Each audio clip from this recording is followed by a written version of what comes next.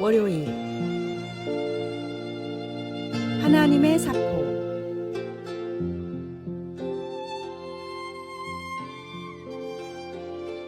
친구의 말이 내 마음을 아프게 찔렀습니다. 나는 잠을 청하며 내 고집에 대해 친구가 했던 가시 돋친 말들을 애써 생각하지 않으려 했습니다. 그렇게 누워서 하나님께 지혜와 평화를 구했습니다. 몇 주가 지났지만 그 일이 아직도 마음에 걸려 힘들어요, 주님. 그러나 제가 어떻게 변해야 할지 알려주세요. 제 친구가 어디가 옳은지 보여주세요. 라고 기도했습니다. 내 친구는 내 삶에서 하나님의 사포 역할을 했습니다. 뼛속까지 아팠지만 내가 여기에 어떻게 대응하느냐에 따라 내가 어떤 성품을 형성하느냐 아니냐의 기로가 될 것이라는 생각이 들었습니다. 나는 나의 거만함과 고집스러운 자세를 고백하며 관계를 다시 원만히 하기로 결정했습니다. 내 허점과 결점들이 주님께 영광이 되지 않는다는 생각이 들었던 것입니다. 솔로몬 왕도 공동체 안에서의 삶이 힘들다는 것을 알았습니다. 그것은 잠언에서 그가 강조한 주제이기도 합니다. 27장에서 우리는 관계에 대해 그가 적용한 지혜를 봅니다. 그는 친구들 간에 오가는 뾰족한 말들을 철을 날카롭게 하는 철에 비유합니다. 서로의 행동에 모난 점을 갈아주며 철이 철을 날카롭게 하는 것 같이 사람이 그의 친구의 얼굴을 빛나게 합니다. 내가 친구의 말에 상처를 받았듯이 그런 과정이 상처를 초래할 수도 있겠지만 궁극적으로 주님은 이 말들로 우리의 태도와 행동이 변할 수 있게 도와주고 격려하는 데 쓰일 수 있게 하십니다. 말씀. 철이 철을 날카롭게 하는 것 같이 사람이 그의 친구의 얼굴을 빛나게 하느니라.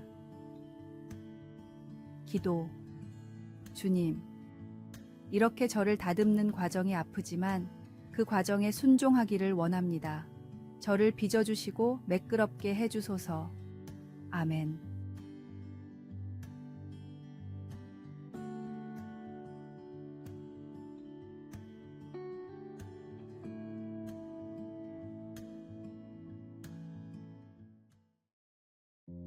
(8월 27일) 화요일.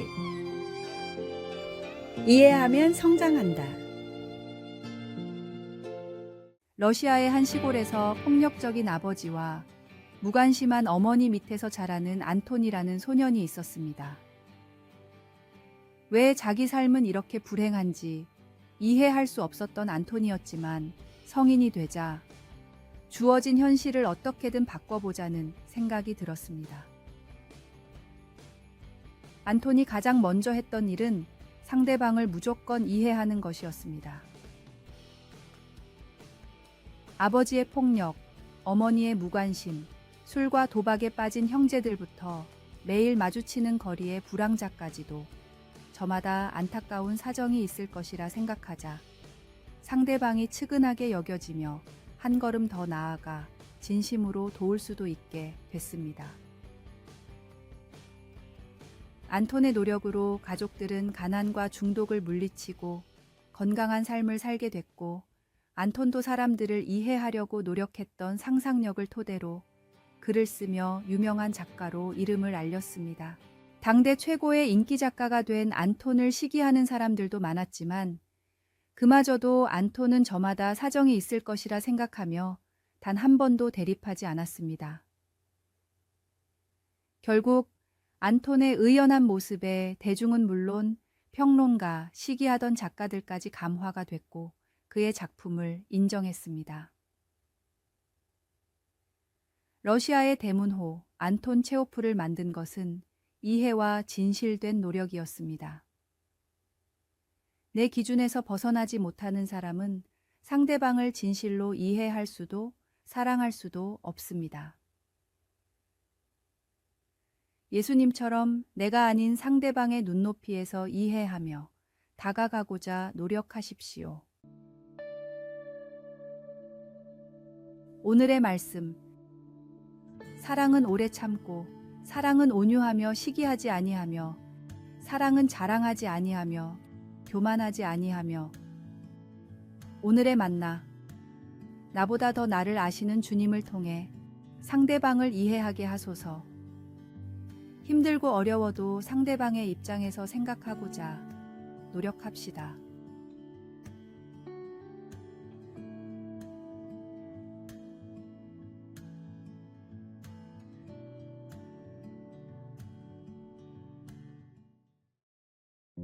(8월 28일) 수요일.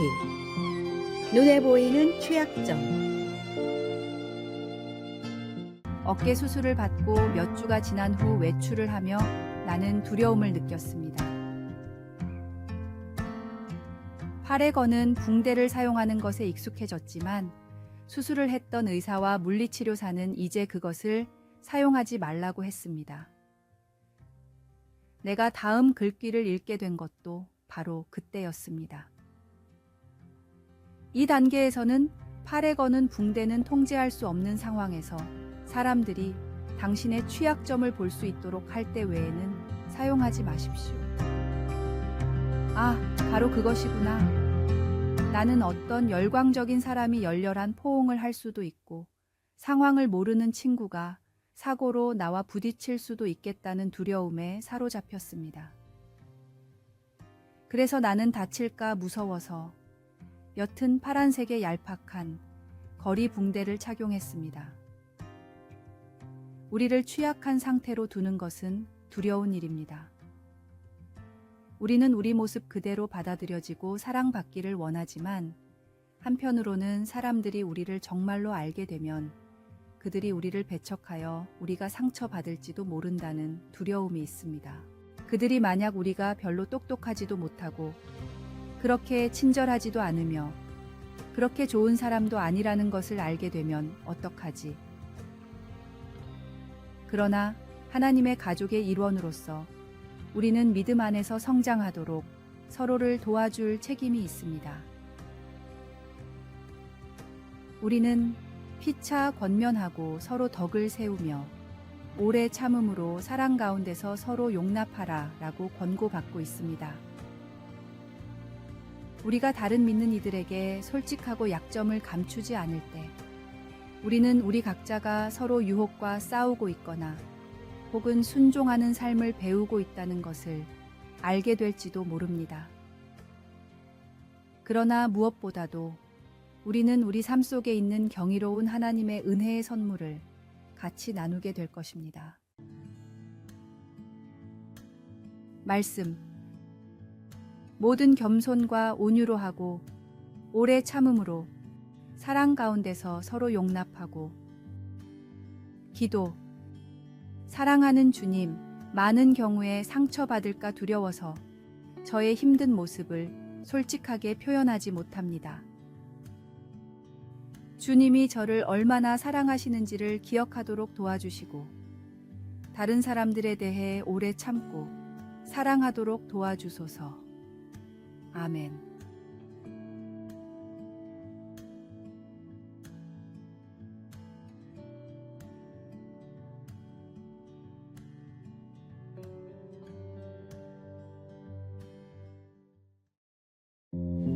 (8월 29일) 목요일.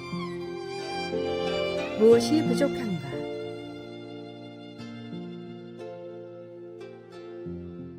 세상에서 가장 부유한 나라의 왕이 있었습니다. 그는 모든 것을 가졌지만 조금의 행복도 느끼지 못했습니다. 세상에서 제일 가는 부자였기에 누리지 못할 것이 없었지만 그의 인생은 무료하고 걱정뿐이었습니다. 그에 반해 한 달에 한 번 머리를 자르러 오는 이발사는 돈도 없고 잘난 것도 없어 보였는데도 늘 즐겁고 행복한 모습이었습니다. 자기보다 못난 이발사의 행복이 마음에 들지 않았던 왕은 꾀가 많은 신하를 불러 물었습니다. 저 이발사를 불행하게 만들 방법이 없겠는가? 그건 아주 간단한 일입니다. 금화 99개를 주시면 됩니다. 금화를 주는 것이 왜 불행인지 왕은 이해할 수 없었지만 정말로 금화를 받고 난 뒤부터 이발사의 표정이 점점 어두워졌습니다. 일을 하며 콧노래를 부르지도 않았고 얼굴에는 수심이 가득했습니다. 갑자기 생긴 금화 99개를 안전하게 보관할 방법과 금화 1개를 더 벌어 100개를 채울 방법에 밤잠을 이루지 못했기 때문입니다. 스티브 잡스는 유언을 통해 적당한 부를 쌓은 뒤에는 부와 무관한 것들을 추구하며 살아야 한다고 고백했습니다. 필요 이상의 많은 돈은 오히려 근심과 걱정의 원인이 될 뿐입니다. 이미 필요한 모든 것을 주신 주님께 감사하며 땅이 아닌 하늘의 보물을 위해 살아가십시오. 오늘의 말씀. 오직 너희를 위하여 보물을 하늘에 쌓아두라. 거기는 좀이나 동록이 해하지 못하며 도둑이 구멍을 뚫지도 못하고 도둑질도 못하느니라. 오늘의 만나. 주님, 더 가지려고만 하는 어리석은 삶에서 건져주소서. 채워지지 않을 욕심을 걷어내고 하늘을 바라봅시다.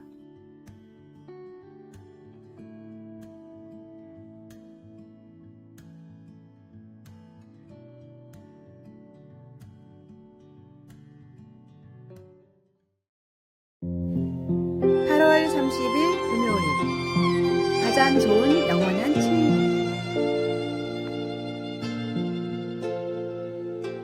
아버지가 자주 하셨던 말씀 가운데 내가 그 진가를 알게 된 지혜로운 말 한마디가 있습니다.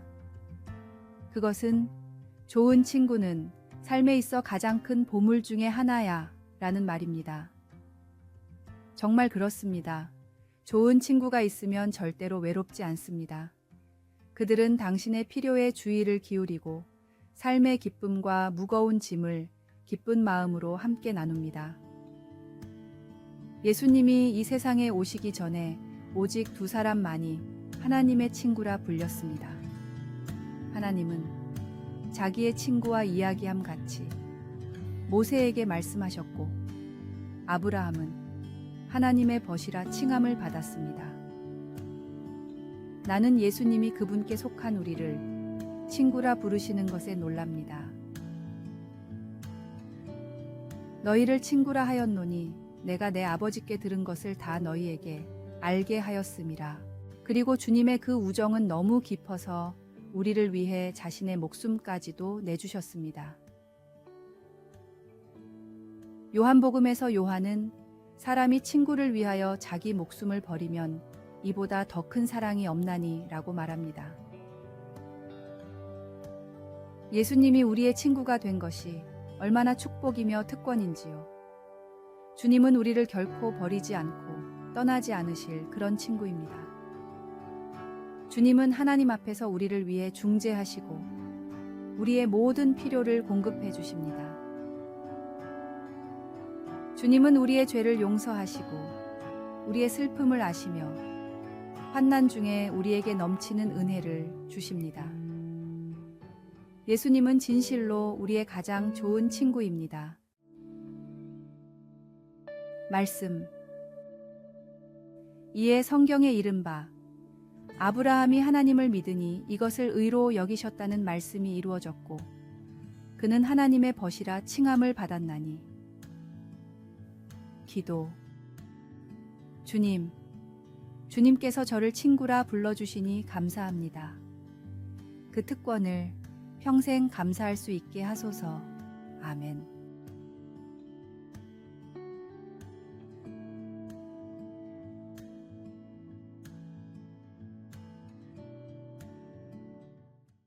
아래에 빨간색 글자 구독을 누르시어 더 많은 전도의 열매를 맺으시기를 기도합니다.